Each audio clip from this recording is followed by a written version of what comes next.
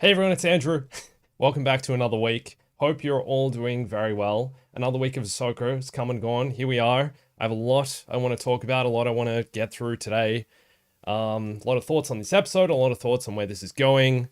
It's really cool to see you sharing all of your thoughts in the chat. I agree, Chopper has not yet increased his kill count, and his war crimes are still kind of on the lower end in this show, which is kind of disappointing to be honest, but I'm really looking forward to seeing him increase that. Ahsoka, man. So you probably noticed this episode this stream is called I'm Really Worried. I'm Really Scared. And that's for a number of reasons. The first one, yes, some of you were right, I saw in the chat. It's talking about this episode's length, right? It was only like 30 minutes if you don't count the credits. And I know like a lot of the Clone Wars episodes, a lot of Star Wars Rebels were only 30 minutes long. I think it's a bit different when you get an animated show versus live action though. So that was like my main concern. And then coming off last week, it felt like the show needs to move a bit quicker. But part of that I think is us changing our expectations of what Star Wars is going to be about in the coming like years, to be honest. Like, I think things have changed. I think we're still kind of all in the mindset of, yeah, Star Wars is like the films and coming out of the prequels and even, watching the sequels for everyone who enjoyed those, or coming out of the past TV shows we've had. I think we had like, Mandalorian season 1 and 2, kind of the standard, the base of what we expect. And then so many Clone Wars episodes are great. Parts of Rebels, obviously, like the overarching stories of Rebels, the overall arc for anyone, if you guys have seen that show, is also really kind of engaging. And I think with the past few shows that have come out, like Obi-Wan, even like the Book of Boba Fett, you know what I mean? They just like didn't really, Mando season 3, they didn't necessarily live up to the standard, I think, of what we all expect. But the strange thing about like this episode of Star Wars, this episode of Ahsoka, even though it was kind of like a bit of a filler episode, I guess you could say. Do you know what I mean? Like the characters are like moving towards their next destination. It was a traveling episode. That's all it kind of was. And I was honestly expecting us to already be in the forest by the end of this episode, fighting against the Inquisitor and against the other, what do you call them? The Dark Jedi. But it didn't get there. The whole thing, like the first half of the episode, literally, oh my gosh, guys. All right, I have to tell you, like, I laughed so much. First of all, I can't believe they're doing like the whole, blast shield thing again. Like again, I know it's like a rite of passage for all Jedi to do that kind of training, but seriously, like from A New Hope, I'm pretty sure like Rey did that kind of training as well, wearing the blast shield, and Ahsoka hands it to her, and it's just like the exact same scene again. And with the exact same reaction. And she's like, Sabine's like, oh, how am I gonna be able to see it? And they're like, yeah, we've seen this scene so many times before. I'm like, why are you showing this us again? At least do it in a different way. Do it in something new. Anyway, but it made me think of something, and I wanted to show you that, guys. So there's this video. There's this video from Aussie Man Reviews where they're just like literally pillow fighting. We're like blindfolded. And I'm watching it and I'm like, this is literally that scene, man. Like, that's the scene. This is what Sabine was doing. This is what Sabine, come on, it was like exactly the same. Sabine just like with the blindfold, like wildly swinging while Ahsoka taps her on the shoulder and stuff. Anyway, you can go watch that another time, but far out, man. Yeah, I had to share that. Well, yeah. I don't know what's going to happen next. All right, I've made a whole list of things. Apart from Sabine trying to hit... I can't do it, man. Sorry. I don't know if I'm allowed to show the scene, like, on here. I think I'll get, like...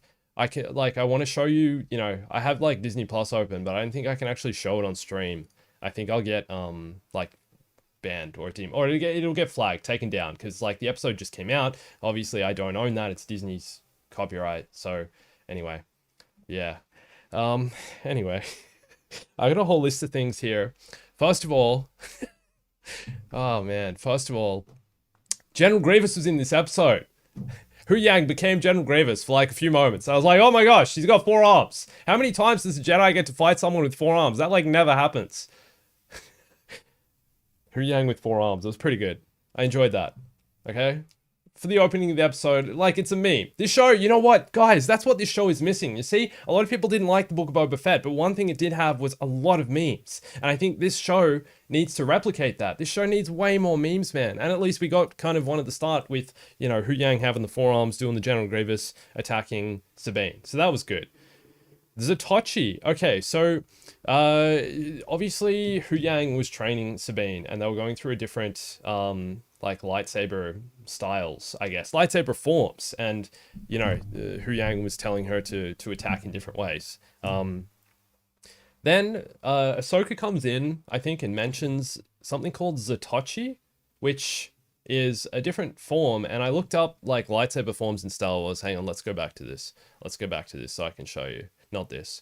So there were different lightsaber forms in Star Wars, right? So from what I know, Zatoichi isn't actually a lightsaber form that's real. I don't it's not actually a thing. So it's something new that they've mentioned, and then I'm looking it up. I'm trying to figure out what it is, and it turns out it's actually what it's actually this Japanese fictional character that was actually a blind swordsman, and which is also what influenced Donnie Yen's character in Rogue One. What's his name? Hang on, let me find it. Rogue One. Chirrut Imwe, yeah, with the blind style of like lightsaber combat, even though he didn't use a lightsaber, even though I think we were all expecting him to. You guys remember? You know, Chirrut Imwe, this guy, right? He's blind, wields the Force, doesn't use a lightsaber. Totally should though. I'm not sure why he doesn't wield the Force. I'm not sure why he doesn't wield a lightsaber. I'm pretty sure. I reckon there's like a conspiracy that, well, not a conspiracy, that some part of his staff was actually supposed to be a lightsaber, and then they did a lot of reshoots for Rogue One, I remember, because wasn't there like a change in director or something like that? And they decided to not give him a lightsaber. They just decided to make him a Force-wielding Jedi, or not even a Jedi. I don't know. I'm one with the Force and the Force is with me. But what I'm saying is, Zatoichi is the form of lightsaber style that Ahsoka mentioned, and I think that's what Sabine actually ends up training with, just wearing the blast shield. Maybe that's what it's called. Maybe they're canonizing the official name for the blast shield training, which is something else this episode did. There were a bunch of other things that it kind of started talking about that are new to Star Wars, like completely new concepts. The retconning things, it feels like this episode seemed to imply that anyone can wield the Force. Is that actually a thing? It seemed to imply that the Force is just like, we all know the Force is like in every living thing, right? It's in the galaxy. It's what surrounds us and binds the galaxy together. But it seemed to imply that when Ahsoka was having a conversation with Sabine, that Sabine isn't necessarily talented with the Force, which is why she's struggling to become a Jedi, why she's struggling to learn the ways of the Force. And Ahsoka acknowledges that talent is a factor, but that said, anyone can be Force sensitive. Also, does this episode finally confirm that Sabine is indeed Force sensitive, or does it confirm that every living thing in the galaxy has the potential to wield the Force? Is that a thing?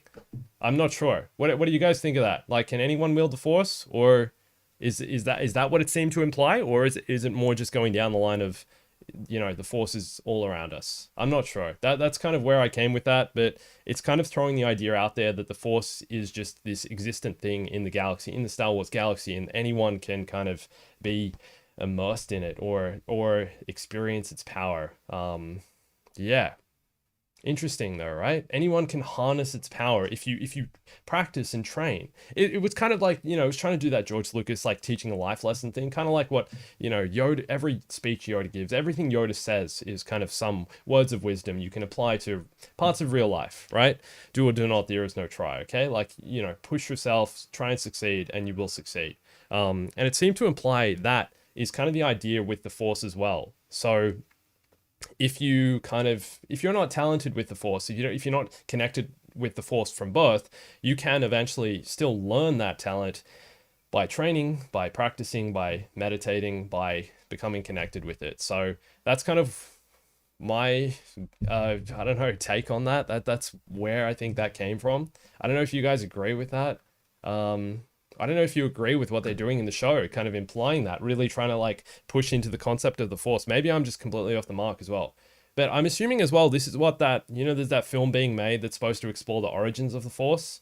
It's supposed to be like they're making the Rey film, they make Dave Filoni's film with the Mandalorian character, Ahsoka, everyone. And then the third one is about the origins of the Force going way back to the, like, before the Old Republic or in the Old Republic. Yeah, so it looks like that could be a thing.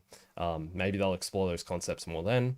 Hopefully, I don't think we need to get like a really big understanding of what the Force is, though, to be honest. I think it works better as a mystical thing. And the more they kind of, try and over-explain it, I mean, you saw what happened with midichlorians, right? Have midichlorians been mentioned again since The Phantom Menace because of the backlash surrounding that? I don't know if they have. Maybe they were mentioned in Clone Wars. I don't remember.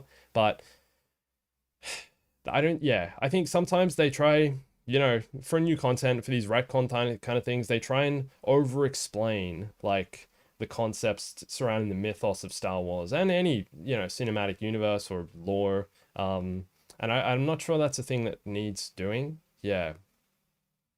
Yeah. Agree. Okay, so yeah, this episode was a bit slow. Filler. It wasn't filler, it's like I said, it's a traveling episode. Yeah. I also wanted to talk about Ahsoka's character in this show. Because to me, I don't know if you guys agree with this. I think a lot of you probably will, but she feels completely different from both Star Wars Rebels and the Clone Wars. Rosario Dawson, I talked about this last week on the stream last week. Rosario Dawson plays a completely different version of Ahsoka to what Ashley Eckstein played in the Clone Wars and Rebels. And I'm not sure that's what I want from this character. I mean, it's not my say, it's Dave Filoni's character, he's taking it where he wants, but at the same time, the performance Rosario Dawson is delivering has, I'm gonna say, like, less charm and less of the cheekiness that made Ahsoka so kind of likable. I know this is like the oldest version of Ahsoka we've seen. This is as far along, she's older than she's ever been in any Star Wars in this. We're seeing where she's going. She's become a lot wiser, she's smarter, she's more of a mentor character now. But all that said, it still seems like a different character altogether. Like, she's just moved in the direction of just being like, yeah, this total mentor figure that's, I don't know, really like just emotionless at times. She doesn't really feel much, except she gets a little frustrated with Sabine, or there's no like that playful laughter and charm she used to have. She's brave, sure, but I don't know. It's just like, it's so different to what it used to be. And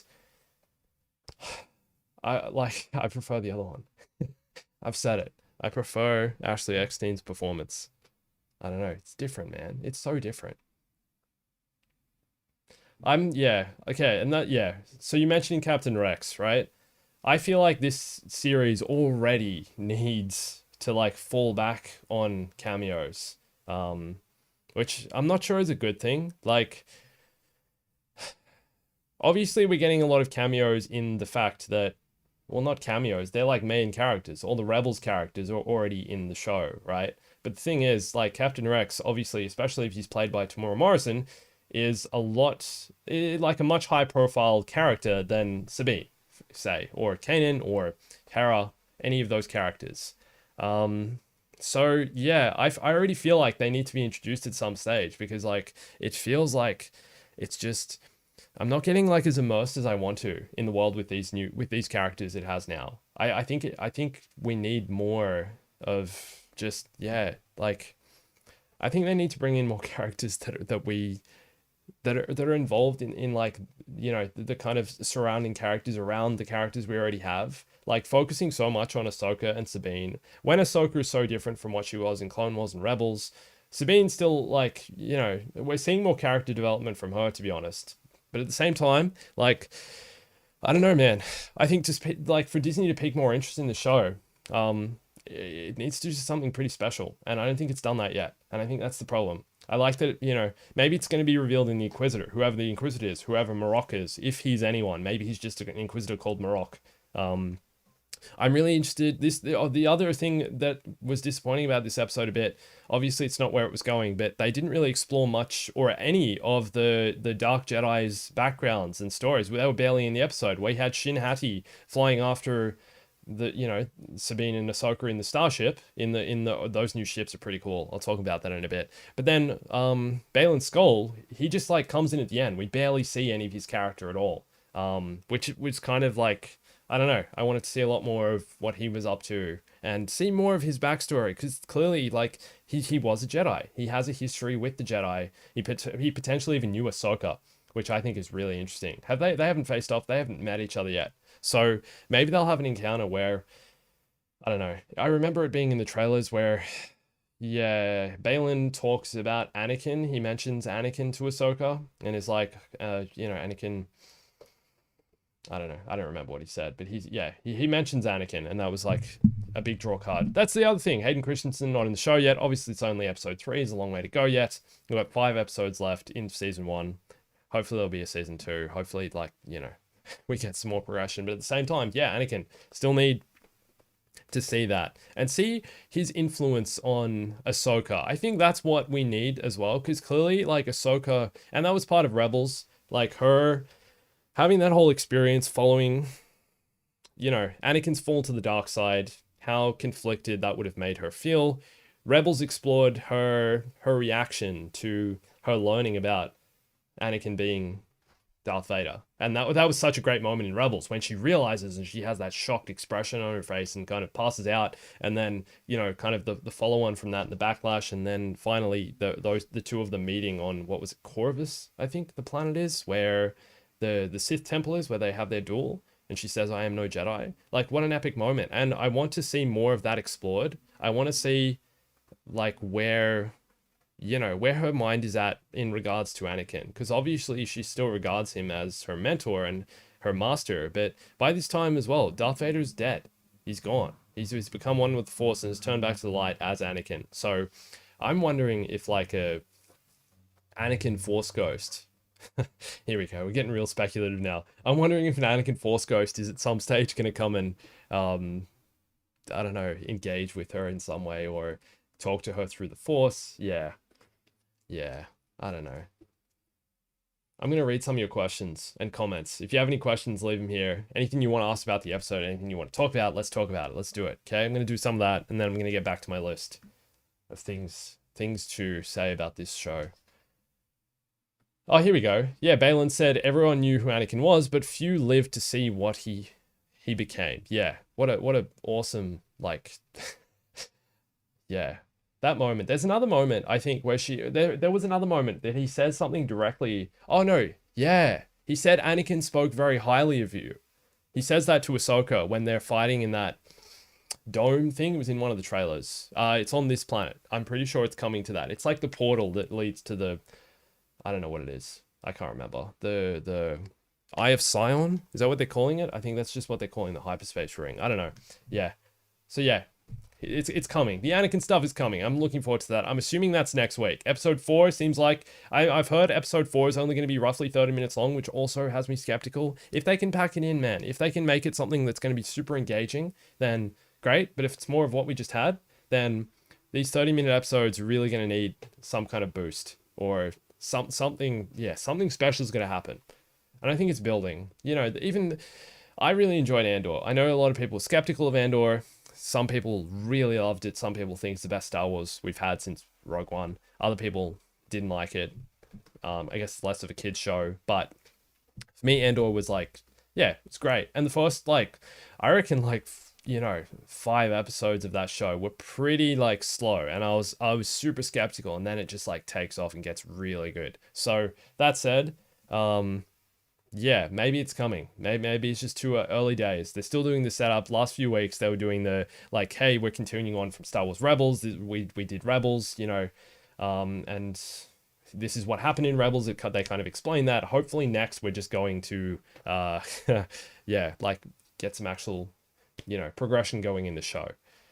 The other thing as well, I saw lots of people complaining last week about, oh, it's another show about, like, following, these clues to find a map, and I don't know, like, it's like, it's like the map to Skywalker all over again, basically. Like, they're reusing those ideas. Even the fact they're doing the blast shield thing again. Do you know what I mean? It's like following these classic, repetitive Star Wars tropes that I think are so outdated and overplayed, unless they're doing them in a new way that's subverting it and somehow making it more engaging, then why are we doing this? Like, we need more. Do you know what I mean? We need something that's new and different and fresh, and you can't keep rehashing these same ideas or same scenes that we've seen a million times already. And it's not a rite of passage for a Jedi to like wear a blast shield, and for us to see that entire scene, make something different happen. I'm sorry, but I found that scene quite. I was just thinking of the pillow fight I was showing you before, because it's like, why are we seeing this again? We know what they do. Okay, do something different. What's special about Sabine's journey? Do you know what I mean?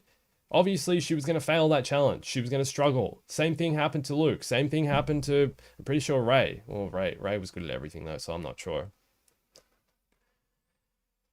Okay, we got, thanks to the donation, Taozun. Not my Hera. What was that mess of a senator scene? The senator scene was indeed not only frustrating from like Hera's part, and I feel like, yeah, she's almost like mellowed as she's gotten older and just has to like understand the bureaucracy of like what's happening in the New Republic. But I agree. I found it really frustrating. And I just was like, who the hell are these senators who are saying, no, like Thrawn's gone and we're not going to do anything about it? It's like the same thing again. I know the New Republic was like totally blind and just like, you know, there was obviously like a lot of imperial influence still, and everyone was kind of just sick of the war and sick of everything that happened after the Empire's reign for 30, 40 years, reign of terror throughout the galaxy. But at the same time, it was like, man, like investigate some stuff, designate some resources to, hey, maybe there's a war coming. Hey, maybe we should do something about this, you know? Like, that I found really frustrating, definitely. It's cool seeing Mon Mothma again. The other senators frustrated me, and I did definitely want more out of Hera in the scene, if I'm being honest. Yeah. I'm glad you guys want to see more about Darth Vader's death and how she felt about it. Yeah, okay, yeah, we haven't explored that yet. Does she even know Darth Vader is dead? She's seen Luke since then, right? That Mandalorian episode, sorry, that was the Book of Boba Fett, where she meets Mando and Grogu and trains Grogu for a bit.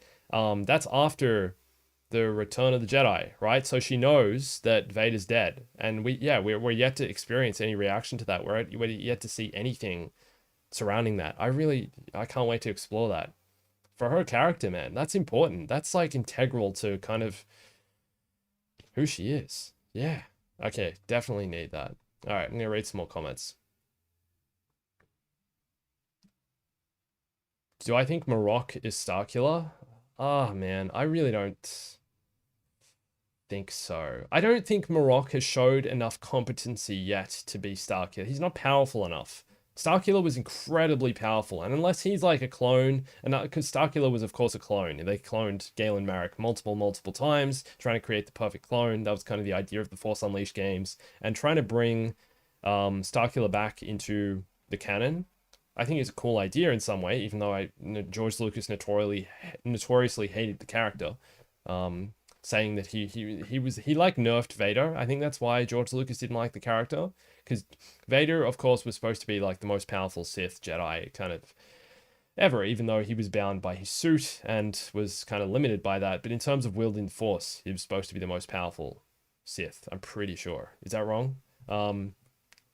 I guess the Emperor was pretty powerful too. I don't know if you can compare them, to be honest. But yeah, Starkiller nerfed him, and I don't know. Like, so far, I have no idea who Marrok is going to be. Like, is he just like some random Inquisitor? Is there some weird story behind him? Is he actually something? I'm not sure. What do you think? Who is Marrok? The question goes on. I don't know if we're going to get a reveal of that until like, maybe we'll get a reveal of that next episode, hopefully, because we know they fight in the forest. We know Marrok and Ahsoka fight in the forest, and I'm pretty sure that's going to happen in the next episode, seeing as though the Dark Jedi and the Inquisitor are now hunting for Ahsoka and Sabine in the forest. So I'm assuming that's going to be next. Looking forward to seeing what happens, but no idea who he is. I know, what's his name? Sam Witwer, who played Starkiller in the Force Unleashed games, and obviously voiced Darth Maul in Star Wars Rebels and Clone Wars, I think, and also Emperor Palpatine. He was in the credits for last week's episode. That said, we also know he does a lot of kind of like really small supporting roles. So he'll voice like random characters like stormtroopers or you know, aliens and things. So it's potentially likely that he just contributed to a character like that, like a background character at some stage. His name was in the credits though, so I haven't checked. Was he in this? I'm not sure. What was he? Yeah, is he in the credits for this episode? Should I go look? Is it hard to find? Someone tell me. So one of you guys can go look. I'm gonna read some more comments. I'm not gonna sit here and like look through the credits. I'm literally convinced.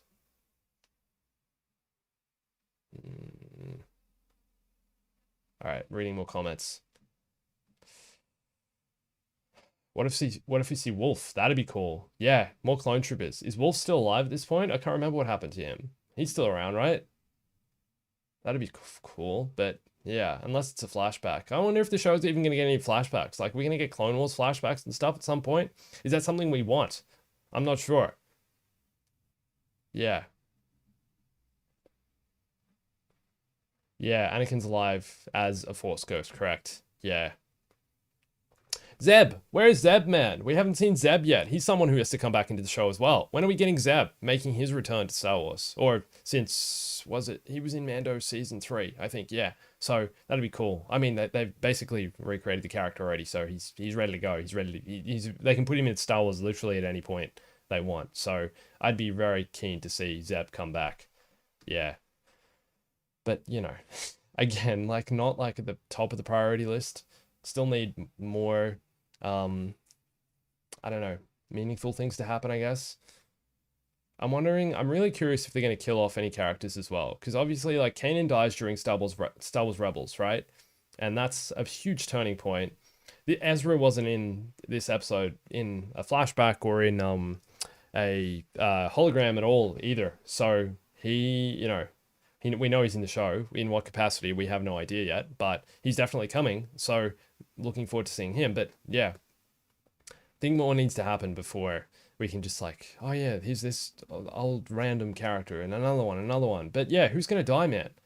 I'm hoping someone dies, to be honest. Like, I was hoping Sabine would just whack Ahsoka over the head with the stick when she was doing the blast shield training and like episode's over. I don't know, man. Can you imagine? Actually accidentally like takes out Hu Yang, just like wildly swinging the stick and like accidentally like knocks Hu Yang's head off, and they're like, oh no, we killed Hu Yang during Jedi training. That'd be so good. I think it needs more moments, just like dumb fun, you know? Memes, bring out the memes. Where are the memes? Please, more memes in this. That'd be great. Darth Vader is dead, but Anakin Skywalker is reborn. Correct. Oh, you think Disney would ruin Starkiller? Yeah. Surely they wouldn't give Starkiller his own show. I don't think. Yeah, I don't know. I don't know if the character has like enough. First of all, like he's still like not everyone knows who Starkiller is. Do you know what I mean? As even though he was like the main protagonist of a game, those games came out over what 15 years ago now. The first one was 2008, then 2010. So long time ago now. Random character wasn't hugely popular. Those games weren't the most successful Star Wars games. I don't know why they would necessarily like do a thing focused on him. Instead, I think they're going to focus on either other older characters, which is kind of what Dave Filoni's doing, or just do new stuff altogether. Like the, you know, like what are they doing? Skeleton Crew, they're doing the Acolyte, the stuff like that. I think that's where it's going. I don't know. All right. Everyone thinks Marrok is Ezra. That was kind of my theory the first time I saw a poster of him, to be honest. Yeah. Like, who else is it going to be? Do you know what I mean? It seems like it's likely going to be Ezra, right? Maybe? I don't know.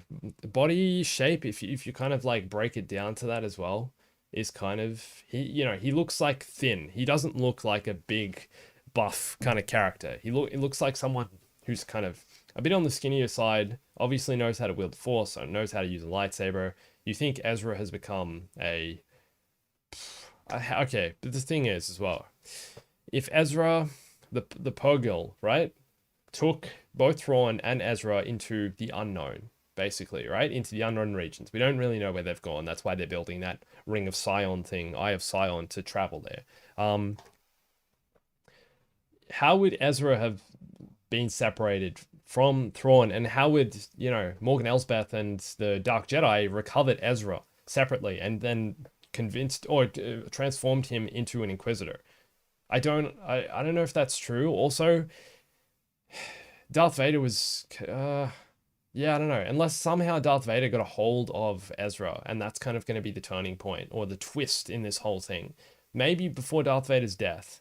When did... Okay, I'm getting confused. Wait a second. When did the end of Rebels take place? Let me look that up.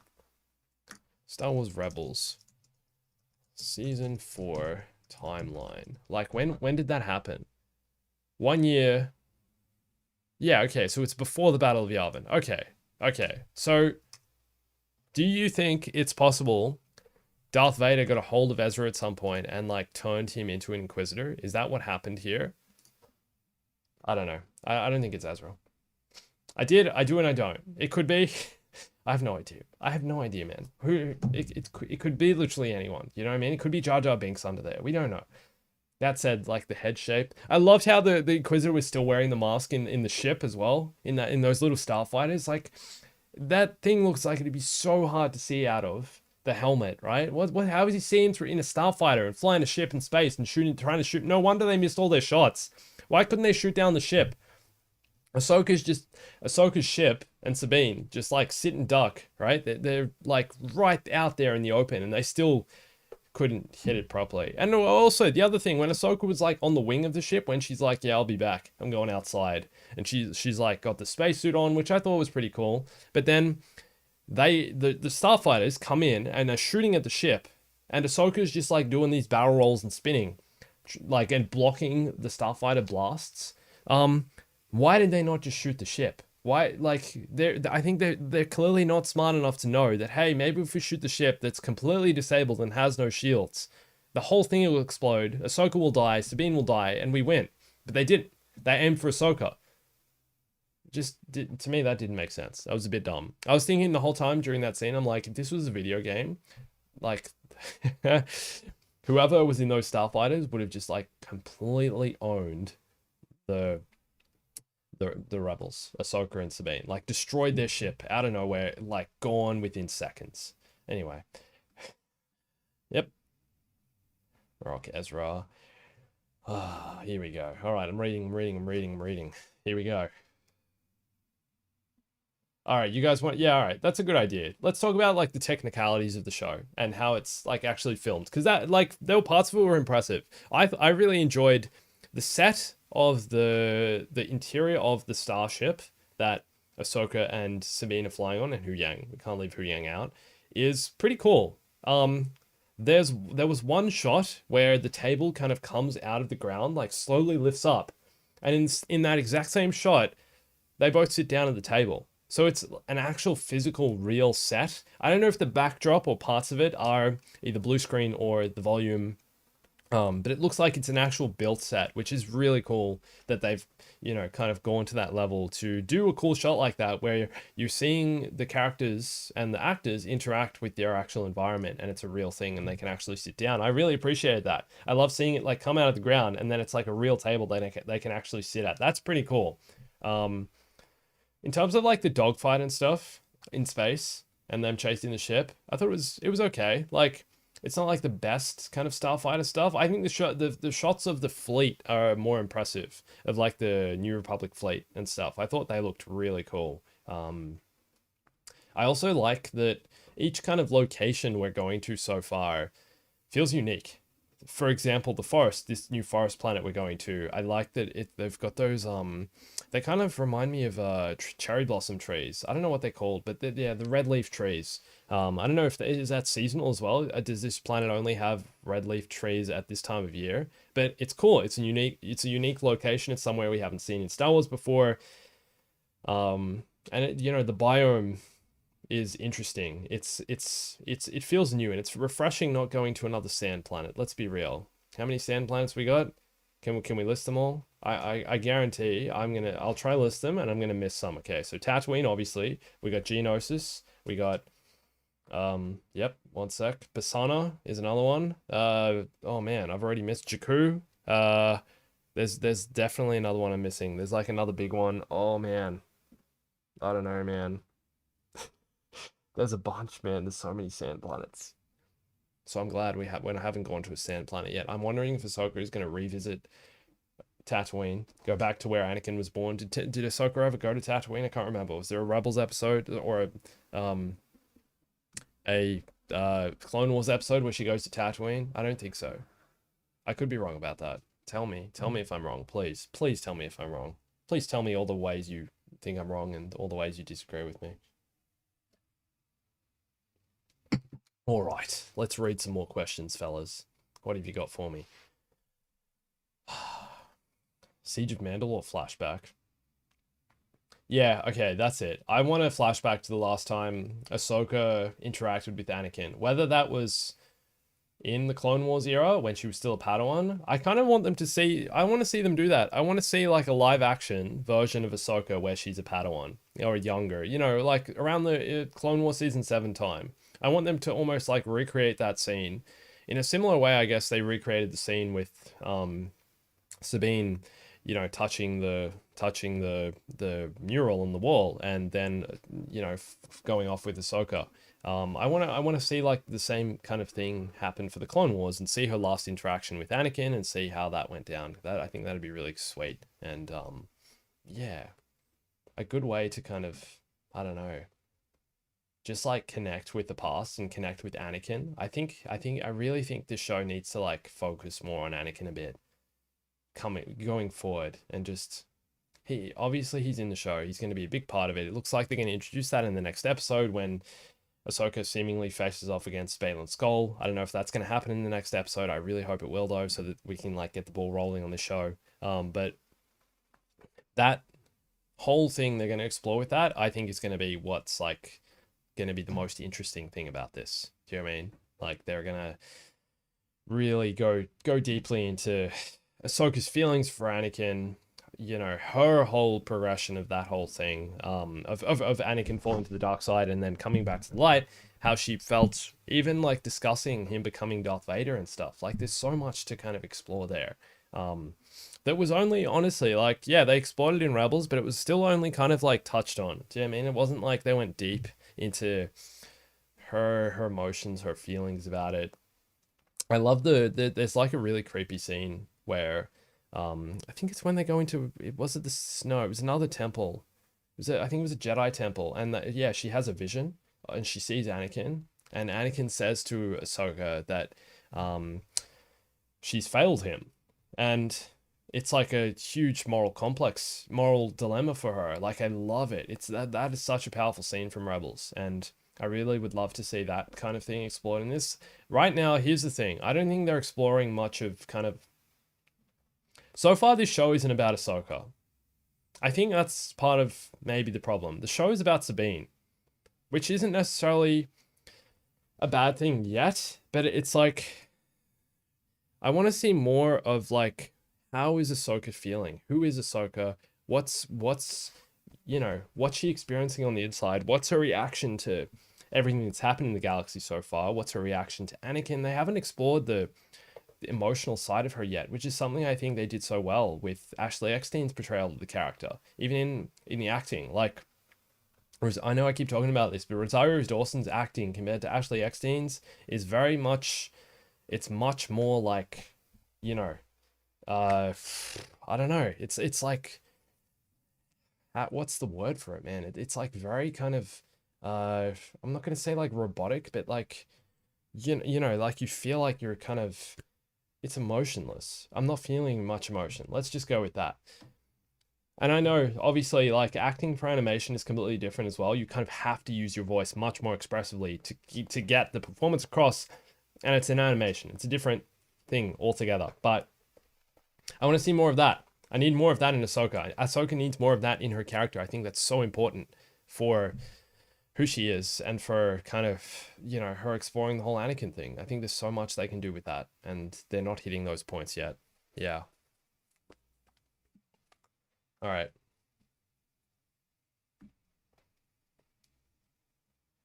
There is no blue screen. Oh yeah. Wait, are you sure?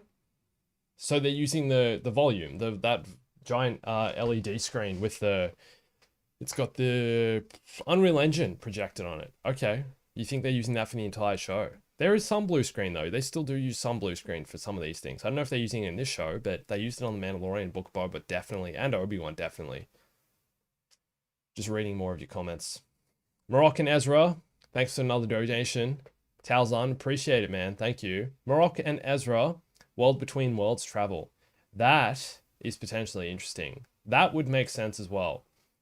The thing is, though, is the World Between Worlds still at all accessible? Because I thought, like, in season 4 of Rebels, didn't they kind of close off the World Between Worlds? Because that whole place collapsed, right? The whole place was basically destroyed. The temple was destroyed. The Loth Wolves kind of closed off the gate. I thought that was kind of somewhere that potentially would never be accessible again. I'm not sure, unless there are other ways of getting there. But maybe that's how. Yeah, maybe someone manipulated Ezra's path or journey through the World Between Worlds. Maybe, I don't know, maybe Darth Vader got access to the World Between Worlds at some point. Maybe even Palpatine had something to do with it. Maybe these Dark Jedi or Morgan Elsbeth or Thrawn found out about it. I'm not sure, but like, yeah, that's potentially a theory. Like, maybe the show is going to get really like mystical in the sense of exploring how do I want to say it? That kind of, I hope it doesn't go multiverse kind of thing, you know? And that's somewhat the idea, but in the World Between Worlds, it's like there are multiple kind of pathways that you can take by altering the past. I don't think it's going to be like there are parallel universes next to each other kind of thing, and, you know, slightly different things happen in each of them. I don't think it's going that way. Although I did say last week I'd love to see a what if series for Star Wars. That'd be so cool. What if Anakin didn't turn to the dark side? What if Obi-Wan turned to the dark side? Do you know what I mean?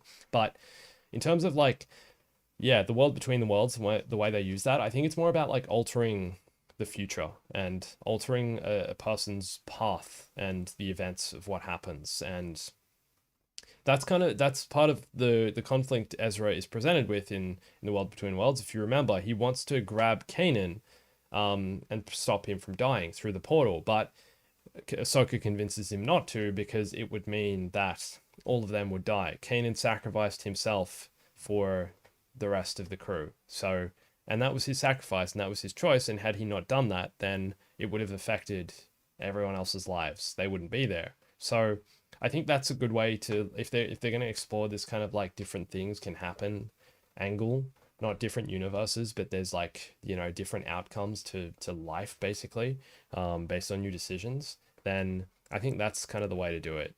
But potentially, maybe Ezra was involved in that in somehow. Maybe someone else got access to the World Between Worlds and manipulated in some way. Maybe someone manipulated Ezra to kind of explain his experience in the World Between Worlds, how to access it, and what else happened in there. I'm not sure, but there are some thoughts for you guys. All right. Comments.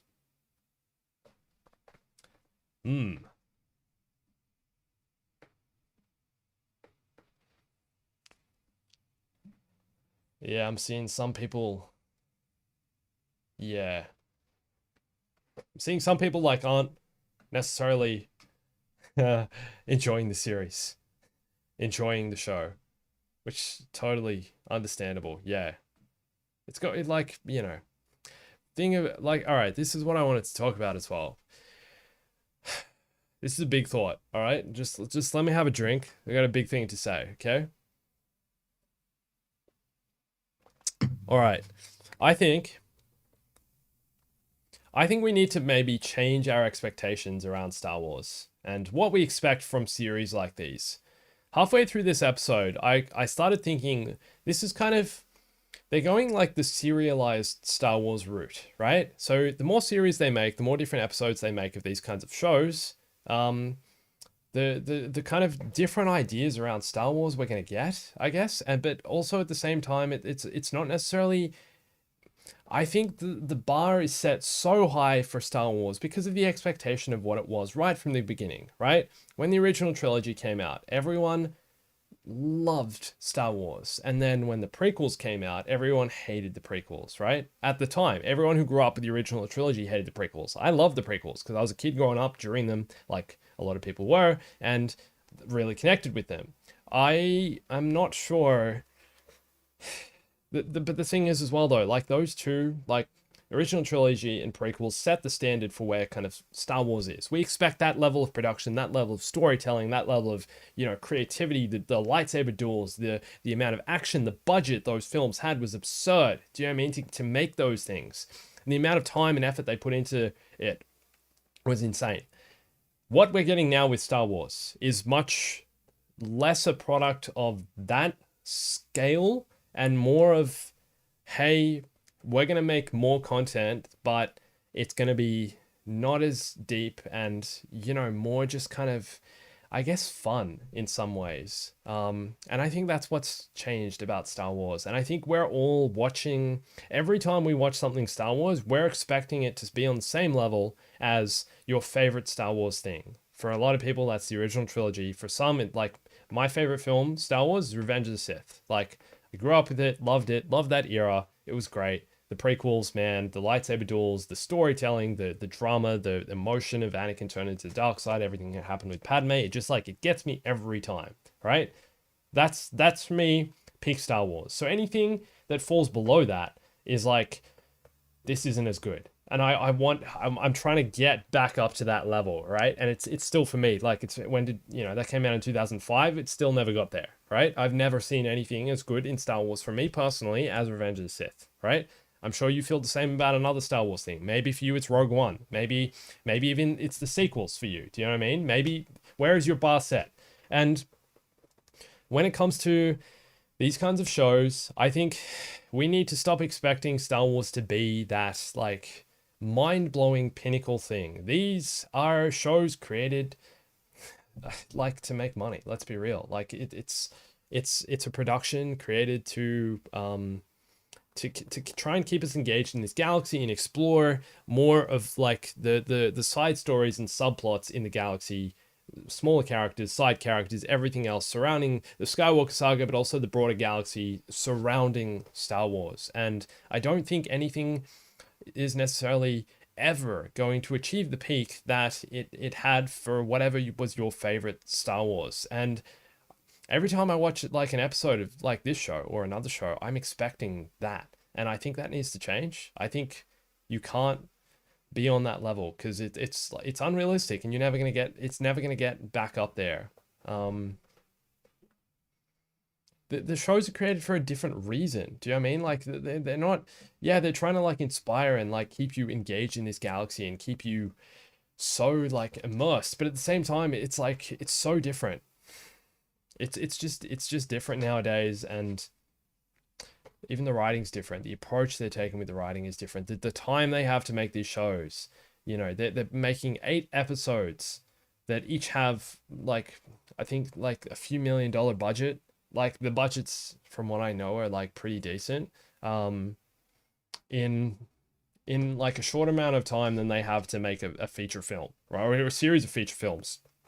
The other thing I think we need to remember, George Lucas isn't making Star Wars anymore. George Lucas was the creator of Star Wars. And even though some people think he, made decisions that necessarily weren't good at times. Do you know what I mean? Like there were times he needed to be reined in. Do you know what I mean? There were times someone needed to say, no, that's not a good idea. It was hard to do that though, because he's George Lucas. He literally created this entire galaxy, right? How can you tell the creator that what he says goes in his galaxy isn't a good idea? But I think we need to remember that. I think we need to remember that this isn't going to be that anymore. George isn't making this anymore. It's not his galaxy anymore. It's evolving. It's expanded well beyond that. And that's kind of, where we need to expect Star Wars to be. It's not going to be, it's not going to be that magnum opus, incredible project every single time. It's okay to maybe just have a bit of fun in this galaxy. And do shows like this. That said, I still want more. I still want to see more character development. I still want to see more explored, and I still want better shows. Like you know, like I was saying, Andor, the character development in that show, the kind of the issues it's dealing with, the things it's tackling with, the political concepts, the idea of like being a prisoner of war, and all these like dreadful things. Um, there's so much, you know, like for me that was great, and that's kind of like the depth of storytelling I want to see. Hopefully, this show gets there with whatever they're going to explore with Anakin, and you know, Ahsoka's reaction to that, as how Ahsoka felt about Anakin killing multiple Jedi. Maybe she'll have a scene about that. Like, let's make it darker. Let's go deeper. The Star Wars has a dark history. You know, Anakin literally slaughtered kids in the Jedi Temple. Like, it's pretty intense. Do you know what I mean? So let's go deeper in that respect. I think that's where I'd love to see these shows go. All right, giant rant over. Reading some of your thoughts. All I can see is everyone talking about Dragon Ball for some reason. Why?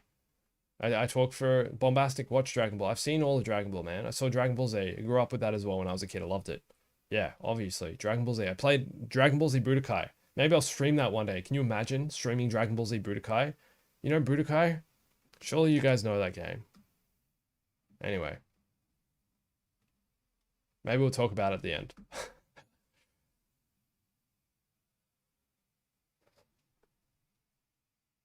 Thanks, guys. I appreciate some of these comments. Some of you, yeah, thanks for, okay, good feedback on the rant I just gave, or the speech I just gave. Thank you. Yeah, you can't live up to the expectation of what Star Wars was. It's too big a thing now. Like, and even like at times, I think it's better than you remember. Sorry, you remember it better than maybe it was. For the time, it was mind-blowing. Maybe now it's not. I'm not sure. But like, thank you for acknowledging what I said and agreeing with some of what I said. The expectation is too high. Yeah. Dude, live action of Ahsoka leaving the Order, that'd be so cool. Yeah, and that's the other thing. Like, there's been all these talks of like Disney pulling back from this level of production, and they're gonna make less shows. There's another problem as well. Like the actors and writers strikes that are going on at the moment. Anything that's kind of coming out over the next few years, it seems, is gonna get delayed for a good reason. Like, you know, the writers' demands are reasonable, but and as well as the actors. But at the same time, it's like there's going to be delay. Like, we're not going to get much more Star Wars, and maybe that's a good thing. Maybe it needs to go through a bit of a refresh, a reset, have some time off, and then come back strong with a few like awesome projects that we'll be, you know, looking forward to. The other thing as well about Star Wars, it's kind of in recent times, it feels like it's lost a bit of that, I guess, the mystique around it, or just the excitement that you're like the hype. Do you know what I mean? Do you remember the hype? You don't know what the hype was like during the prequel. When the prequels were coming out, man, there was so much excitement about the prequels because it was like, you know, you only got Star Wars once every few years, if that.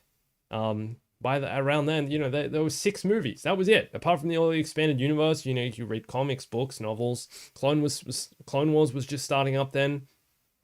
Star Wars has almost become like quite oversaturated now. Like, it's everywhere. Do you know what I mean? It's not only in marketing and, you know, you can buy toys, you can buy anything Star Wars. Like, if it exists, there's probably Star Wars of it. But like, maybe it's just like at a point where everyone kind of watches it. Yeah, like everyone's seen so much Star Wars recently. They've released so many shows, it feels like. And you know, no movies in a while. Maybe that's it too. Maybe they need to get back on the movies, which I know they are, but that's going to be years away yet. Games I'm excited for still, to be honest. Like the games, Outlaws is going to be great. Hopefully, I'm really looking forward to Outlaws. Just the fact it's open world. Still, I love Lego, of course. Lego Star Wars, the open world, and that's so much fun. There's more Star Wars games coming as well. So, yeah, looking forward to what's next. Whatever Respawn are working on, the FPS game they're working on, I'm really keen for that. I think that'll be great. All right, I got to read more of your comments, man.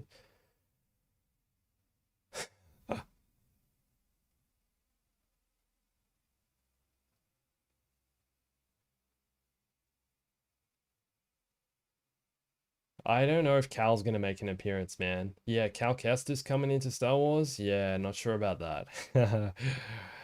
Yeah, we talked about that last week, I think. Cal is like, I think they're gonna be careful. And,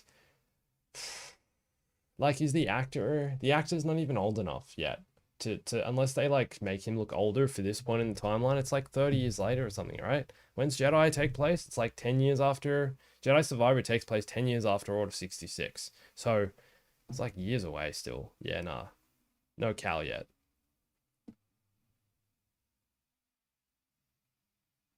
New Republic Commando game, I would absolutely love that. Oh, a show between the Phantom Menace and Attack of the Clones, dude. Yes, there we go. That'd be sweet. I'd enjoy that. I'm all for the prequels, that era, politics, the Clone Wars, everything that happened there.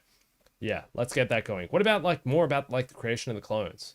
Like I don't know, clones. Have we explored too much of the clones? I was talking last week about how the whole Order 66 thing has been shown from so many angles, but I think there's still more there. I think there's still like way more content we can get out of that. Yeah. All right. I got a couple more things I'm going to read. Okay.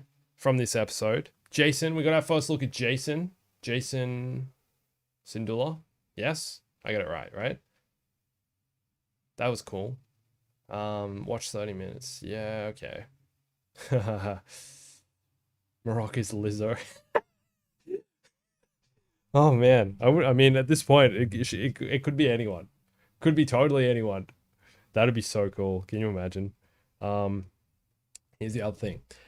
I know obviously Thrawn returns, right? We get Thrawn. Thrawn's coming back, but they are kind of doing the somehow Palpatine return thing. Somehow Thrawn returned, Like he's coming back again.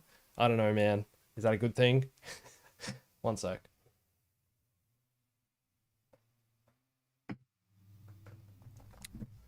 Somehow Thrawn returned again. I don't know if like really like obviously Thrawn's going to come back, but it's like again like I was talking about before, they're doing the same thing over and over again. We're going for a map. We're looking through the galaxy searching for a map, okay? At the same time, we're also Marrok is Jar Jar. You guys are all talking about it. Marrok is Baraslofi. Great. Could be anyone. Okay. So here's the things. Ahsoka's redoing, okay?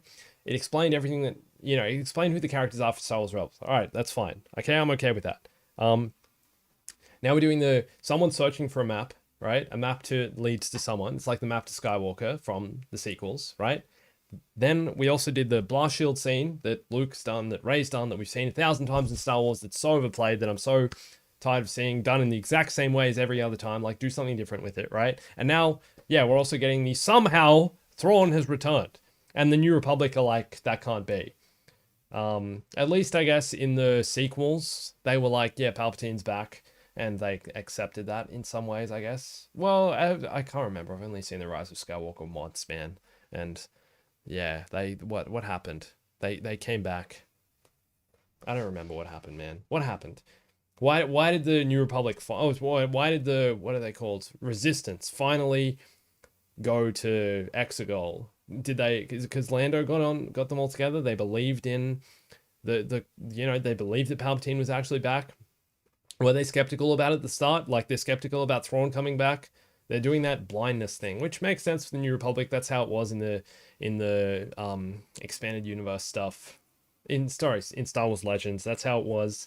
Like the New Republic was very like slow to take action, which is why the galaxy fell into war again. Why I guess the First Order was created and everything that followed. All the Imperial remnants were around, but yeah.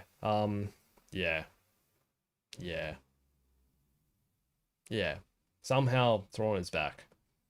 Somehow Thrawn has returned. Talent is a factor of 4. Yeah, I talked about that. Okay, here we go. Can we talk about those new ships? Because they were pretty cool. The new ships that Shin Hati and the Inquisitor Marrok were flying. First of all, the sound of them was like different to any other starfighter we've had in Star Wars. The sound of the blasters particularly. Did you guys notice that? They sound so different. It sounded like an arcade machine. It's like, I don't know, it's different. But they honestly reminded, I think, they're based on World War II planes, World War II like fighter planes, which was really cool to see. I like that Star Wars is kind of doing that because that's what the original trilogy did, and that's what makes, I think, Star Wars feel believable, that they're like these kind of, things that have been like pieced together and kind of built, do you know what I mean? Using parts of other things. And that's what they felt like. They felt like a mix between World War II fighter planes and hot rods, Especially ones from like the 1930s. I don't know. I thought they were pretty cool. Why are you calling it a McDonald's ship? What? Well, yeah, World War II planes. Exactly. But the sound. Yeah, dude, yes, I noticed that as well. It looked like a modified General Grievous ship. General Grievous is a starfighter, right? It looked really similar to that, I thought. There was one shot in particular where I'm like, whoa, that's Grievous' ship. Yeah, yeah. Interesting, right? Really cool. Would like to see more of them. I'm not sure I'm keen on the new sounds, seeing as though they sound... I don't know, the sound for me, like the sound design of the blasters just didn't really fit into like Star Wars, if you know what I mean. I'm so used to like lasers going, you know, I don't know, every Star Wars blaster has like an iconic sound, right?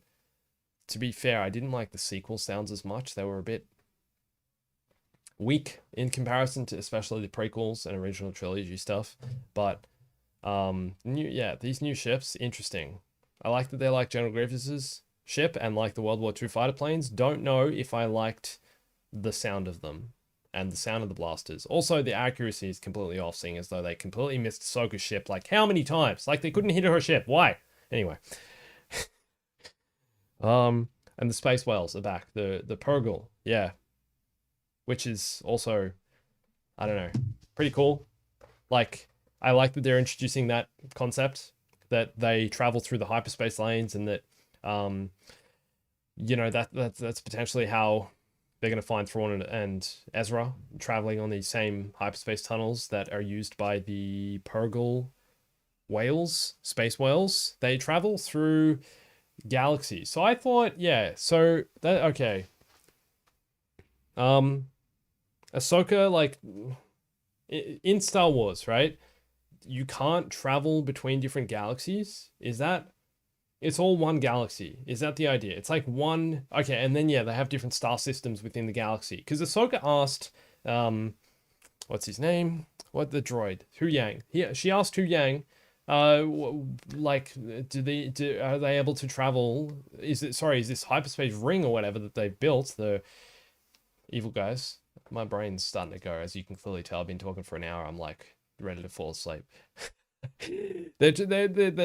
She's asking if she can travel, if they can travel between different galaxies, and I thought they already did that in Star Wars. I thought that was something that was like common, but clearly not. They travel between different star systems, but not galaxies. Different idea, right? So this thing that the Purgles can do, and also that this hyperspace ring thing can do, is to travel between different galaxies, which is potentially where Thrawn has gone and where Ezra has also gone. Is that the idea?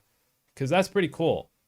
That's where the Purgle took, I guess,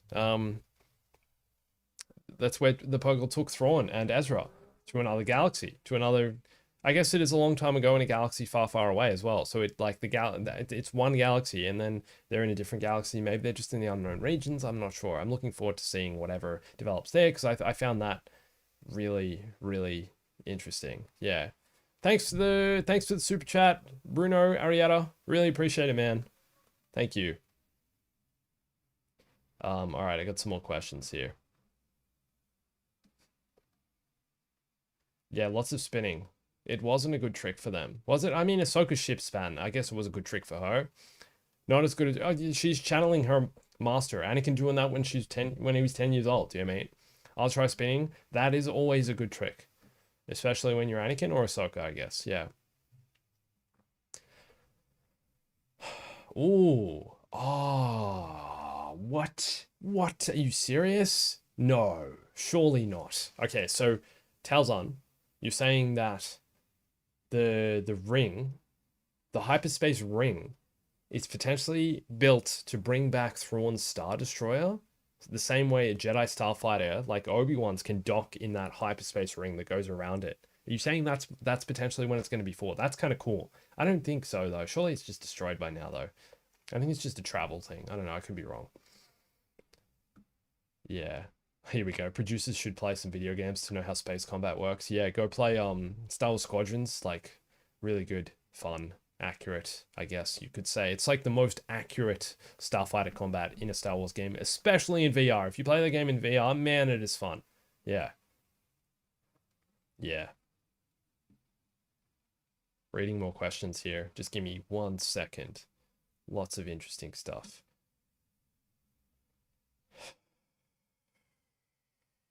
Oh yeah. Okay, that's interesting. Sabine's character has like almost been like, yeah, just like dumbed down a bit. Yeah, you could definitely say that. Um, I don't know. Yeah, she seems like less competent, and I think they're just showing that because she's like clearly not trained in the ways of the Jedi and the Force. Like she's a Mandalorian, right? And she has so much competence in being Mandalorian. We haven't seen her use a jetpack yet, but at the same time, they're kind of treating her as like, yeah, real like just an infant, like someone who hasn't had training, who doesn't know how to fight really. I mean, in the first two episodes, you know, she was capable of fighting. She fought the Dark Jedi and got stabbed. Let's be real, but she, you know, she put up a fight. She took down, you know, one of those droid things. I think she did fight at least one of them, right?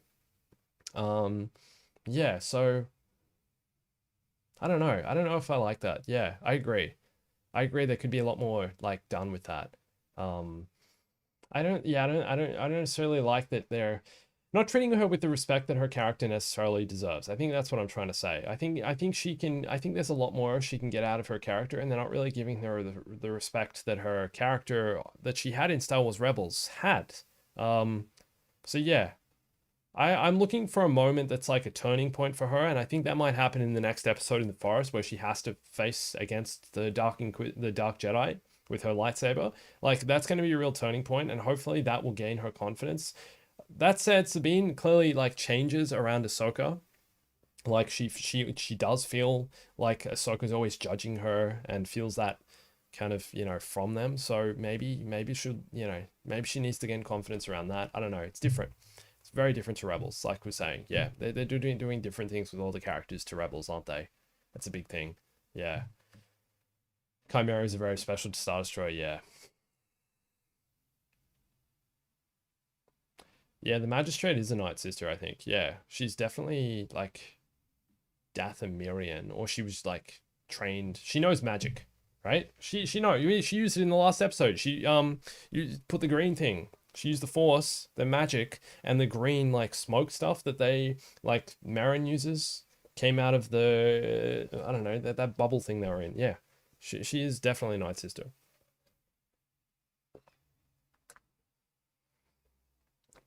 One sec. Thank you. Mm, yeah. I also want to talk a bit more about what I'm doing next, by the way. So I'll get to that in a sec. I just want to read maybe a couple more questions, okay? Some more interesting stuff here you guys are coming up with. You don't want them to kill Thrawn off? What happens to Thrawn? What happens to Thrawn in Legends? I don't actually even know. I haven't read those books, so I actually don't know what happens to Thrawn. Does it have an ending? Does Thrawn die at the end? I'm not sure. No spoilers, I guess. Star Wars needs more horror, man. I agree. There needs to be a Star Wars horror film. If it's a good one as well, that'd be like insanely good. Man, Ewok Hunt. How good is Ewok Hunt as a game mode? It's like a tacked on game mode for Battlefront 2, right? It was like the greatest thing in the game when it launched, before all the Clone Wars stuff. Star Wars, sorry, Star Wars needs way more horror. There's not enough of it. I totally agree. Can you grow out that Clone Wars Dooku beard? Man, it gets too scruffy when it's long. I don't know. Guys, if you're not already, also, like, if you're on Instagram, you should come follow me. I've been posting a lot more recently. I post, like, stories and, you know, talk about Star Wars stuff, and other things in my life as well. It's a fun time over there. I'm trying to post more. I'm trying to be more active on socials, and I also want to do some giveaways at some point soon. I'll probably do them on my Instagram, so come follow me on Insta if you're not already. That'd be sweet. Yeah. All right. All right. Last few questions. Let's go. You got any questions? Hit me. Let's go. How many have? There's 8 episodes in season 1. If there's going to be a season 2, it's not fully confirmed yet, but it seems like there will be unless it goes straight into the show. I hope you guys are enjoying these weekly streams as well. This is the second one I've done. Hopefully going to do one for the rest of them, and then we might do like a giant one at the end of the season. At the end of each episode, and then a giant one at the end of the season. That'd be fun, I think. Maybe I also want to play some games. All right. I'll talk a bit more about what I want to do. So streaming, like many of you probably know, is something I've never really done. Haven't really done much of it apart from what I've been doing the past few weeks. I'm potentially considering streaming some games, whether that be Lego games like Lego Star Wars Skywalker Saga, or other Star Wars games, or other games in general, or maybe all of them. And then I would probably like take that footage and use them to make like my main videos, right? Because like I film my main videos anyway. There will be times where I'm like, oh, I could stream this while I'm playing, so you can watch the streams and then watch like the full edited, you know, partly scripted, part with voiceover, like the edited video, right? So if more streams are something you guys would want to do, like let me know and let me know what you'd want to see. I have definitely ideas. Also, I know I haven't been making like the same amount of content I usually make. Like it's been a lot slower. I'm only doing like a video it feels like every 2 weeks at the moment, which is super slow for the history of my channel basically. But there's a lot more I have coming, and there's kind of, I don't know, about a month ago, I took some time to just like refocus and figure out, all right, where am I going? What do I want to do with YouTube? And I've worked it out. And I've got so many videos ready to make, and some are like half made. I'm working on like, it feels like constantly like 5 or 6 videos at once. So there's a lot coming, and I'm really looking forward to sharing those with you. So keep an eye out for lots more. But if there's anything you want me to see, and if there's anything you want to see me stream, let me know. That'd be lovely. My opinion on Shin Hati. She's cool. Yeah. I like her as a character. She seems like evil, but also there's some like conflict in her. Like I can see her being a light side character or making a shift as well. Like she's not pure evil. She's clearly twisted and manipulated. She has the way her character is being portrayed. There's like a sense of vulnerability around her, and I like that. I want to see more of that. That's what I'm saying. They haven't shown much of those characters yet. I think honestly the villains in the show are more interesting than the good guys. I think the villains are way more interesting, especially those two, Baylan Skoll and Shin Hati. Who are they? They're mysterious. They're like, what's their backstory? We know Baylan was involved in the Clone War, like he was a Jedi, right? So yeah, I want a lot more of that stuff. Yeah, definitely need to explore that. Yeah. Thanks, guys. I'm glad you would want to see more streams. That's awesome. Red Dead 2. Haha. Yeah. I want to play more modded Star Wars games, like modded games that become Star Wars games. I've got a whole list. I'm ready to go. Started filming some stuff. Got videos to share with you guys, but there's so many Star Wars mods out there, man, and I just want to like show some of that stuff. So I think I've got some really fun stuff coming. Also, for anyone wondering about the Lego video, the ending to my Lego series is coming. It's like nearly made. It's going to hopefully release in the next few weeks, and I'm probably going to do that as premiere, and maybe also like launch straight into a stream afterwards. I'm thinking it's a massive video to make, man. It's been huge, kind of trying to piece everything together, even to get everything working, because as you know, we're trying to have this giant war between all the factions in my like Lego universe. So that is coming. It's in the works. It's not ready yet, but look out for it. It'll probably be the next Lego video I release. I would think. Yeah. Yeah. Looking forward to that. All right, guys. This has been so much fun. Thank you. Oh. Sneelio with the super chat. Thank you so much. Oh, dude, thank you. Okay, here we go. You're talking about Thrawn. Thrawn is assassinated by his own bodyguard, Rook, in retaliation for the Empire's exploitation and betrayal of Rook's people, the Nogri. Interesting. So that's really cool. So he was killed by someone on the inside, basically, for annoying them or for doing something that was really, wow, really evil. Wow, that's so cool. Thank you, man. I really appreciate that. Thanks for sharing that. Wow, that's so interesting. Okay. Thank you so much for this, guys. This has been so much fun. I'm trying to plan more streams, lots more content. I'm actually going away for a few days over the weekend, so I'm not going to be around. But after that, there's so much happening. I have a video that's going to be coming out this week as well, so look forward to that. It's a bit of a long one. I think you guys will really enjoy it. It's going to be lots of fun. I put a lot of work into it. So yeah, thank you so much, guys. I hope you have a great day. I hope you're all well, and I will catch you on the next stream. Next week, I'll be here. I'll be here for Ahsoka. Come watch.